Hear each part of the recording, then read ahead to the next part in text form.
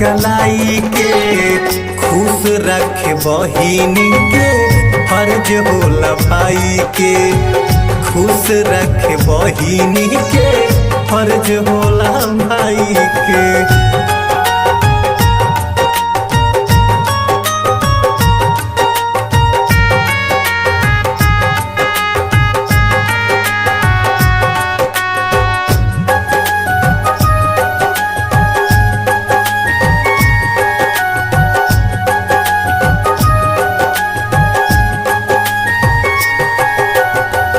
भूखे रह जाली अपना भाई के खियावेली, खुश रखे खातिर अपन जनम लुटावेली।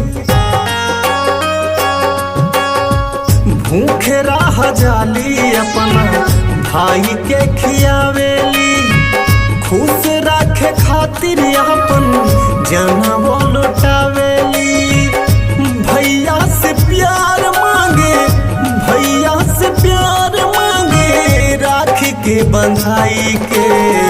खुश रखे बहिनी के फर्ज होला भाई के। खुश रखे बहिनी के फर्ज होला भाई के।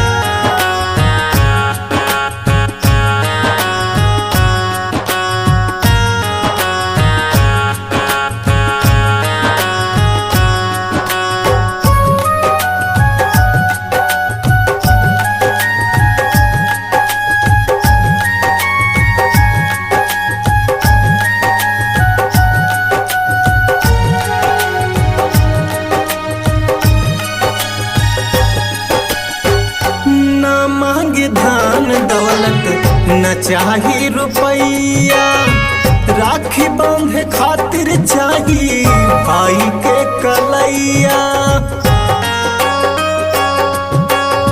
न मांगे धन दौलत न चाही रुपैया, राखी बांधे खातिर चाही भाई के कलैया। रस्मों निभावे अपना, रस्मों निभावे अपना ससुरा से आई के। खुश रखे बहिनी के फर्ज होला भाई के। खुश रखे बहिनी के फर्ज होला भाई।